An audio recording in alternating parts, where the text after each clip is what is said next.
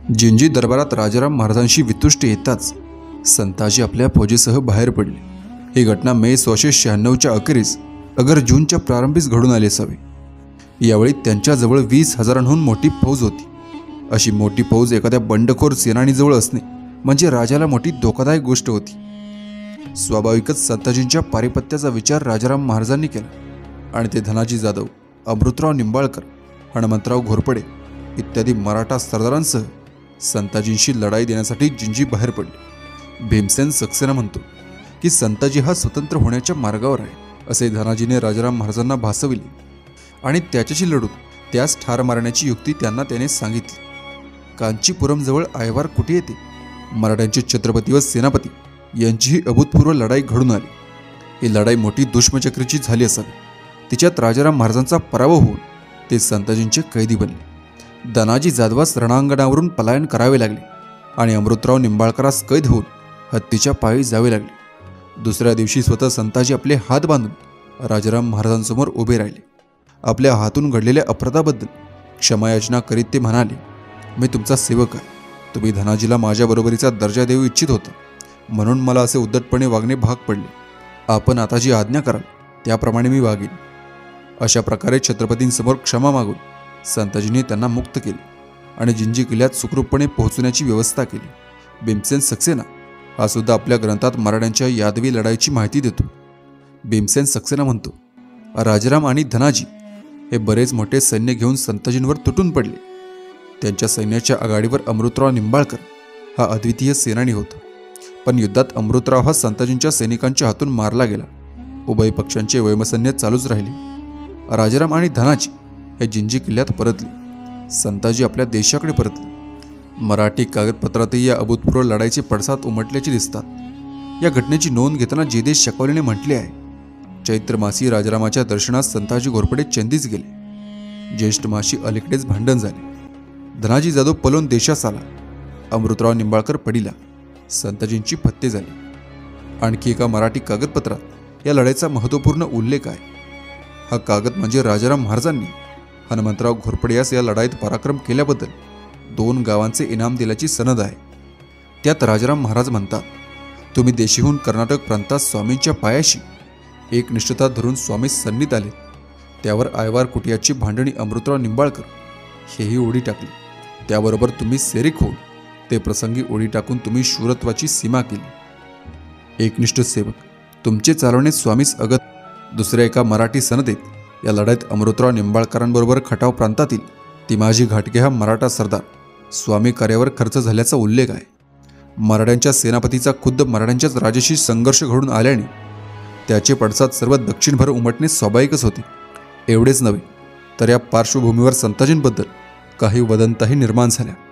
अशी वदंता कर्नाटकातून पश्चिम किनाऱ्यावरील सुरतेपर्यंत येऊन थडकली होती।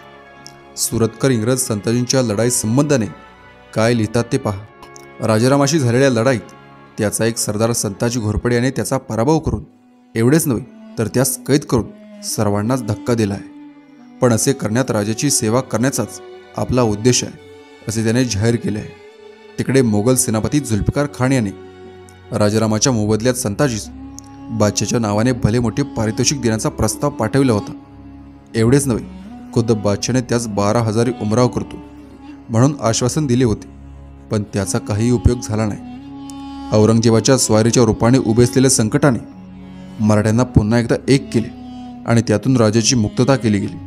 अर्थात काहींना ही हकीकत खरी वाटत नाही, मात्र एक खरे की या अत्यंत महत्त्वाच्या प्रकरणात निश्चितपणे काहीच सांगता येत नाही। संताजीने राजाराम महाराजांना कैद केल्यानंतर त्यांना आपल्या ताब्यात द्यावे म्हणून जुल्फिकार खानाने बादशाच्या वतीने मोठे इनाम देऊ केले। एवढेच नव्हे तर खुद्द बादशाने संताजीस 12,000 उमराव करतो म्हणून आश्वासन दिले, पण मोगली आक्रमणाच्या धोक्याने मराठ्यांना पुन्हा एक केले आणि राजाराम महाराजांना मुक्त केले गेले। ही सुरतकर इंग्रजांची बातमी सर्वस्वी ग्राही मानली, तर बादशाही मनसबीच्या व इनामाच्या मोबदल्यात शत्रूच्या ताब्यात छत्रपतीस न देता त्यास सुखरूपपणे राजधानीत पोहोचवले। ही संताजींची मोठीच कामगिरी मानावी लागेल। स्वराज्यावर संताजींनी केलेला हा महान उपकारच मानावा लागेल, कारण यावेळी राजाराम महाराज मोगलांच्या ताब्यात गेले असते तर मराठ्यांच्या स्वातंत्र्याचा लढाच संपुष्टात आला असता। संताजी राजाराम महाराज यांच्यामधील या लढाई संबंधाने 2 महत्त्वाच्या बाबी नमूद करावयास हव्यात. पहिली बाब अशी की राजाराम महाराज धनाजी संताजींवर चालून गेल्यावर निरुपाय होऊन संताजीच धन्याशी लढावे लागले. त्यात राजाराम महाराजांचा पराभव झाला व ते संताजींच्या हाती सापडले. यात संताजींचा काही अपराध नाही. लढाईत हारजीत ही कोणाची तरी होणारच. दुसरी बाब अशी की खुद्द छत्रपतींशी लढूनसुद्धा संताजी मोगलांना मिळालेला नाही. तो काळ असा होता की मोठमोठे नामवंत मराठी सरदार आपल्या देशमुखच्या वतनासाठी बिनदिक्कत मोगलांना जाऊन मिळत असत. स्वार्थापोटी त्यांना स्वराज्यावरील प्रेम फिके वाटत असे.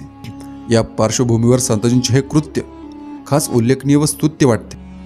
संताजी राजाराम महाराज यांची ही लढाई जून 1696 मध्ये झाली.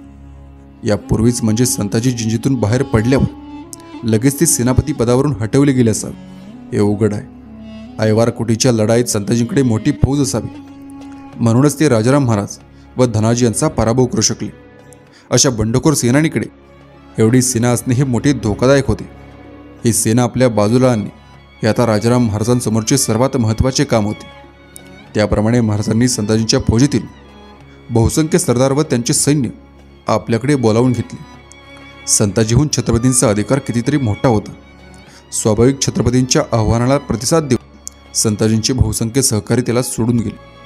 स्वराज्याच्या हितसंवर्धनासाठी त्यांनी संताजींना सोडले व राजाराम महाराजांच्या पायाशी रुजू होणे योग्य आणि आवश्यकही होते. अशाच मकाची देवकाते नावाच्या एका मराठी सरदाराच्या संदर्भात राजाराम महाराजांनी महाराष्ट्रातील रामचंद्र पंत अमात यास लिहिलेले एक पत्र उपलब्ध आहे. त्यात राजाराम महाराज म्हणतात, संताजी घोरपडे यांनी स्वामीच्या पायाशी हरामखोरी केली. याकरिता त्यास सेनापतीपणाचा कार्यभाग होता. तो दूर करून फौज हुजूर आणविली. त्यावरून राजश्री मकाजी हटकरराव देवकाते हे आपल्या जमावनसी स्वामी सन्निग्ध आले. एकनिष्ठेने स्वामी सेवा करीत आहेत. संताजींनी बंडखोरी केल्यामुळे त्यांच्या हाताखालची फौज हुजूर आणवल्याची राजाराम महाराजांनी येथे स्पष्ट म्हटले आहे. याचा परिणाम असा झाला की संताजींच्या फौजेचे बळ दिवसेंदिवस कमी होत गेले. पण त्याही परिस्थितीत मराठी राज्याच्या शत्रू जुल्फिकार खान याच्याशी कर्नाटकात संताजी लढाई देत होते.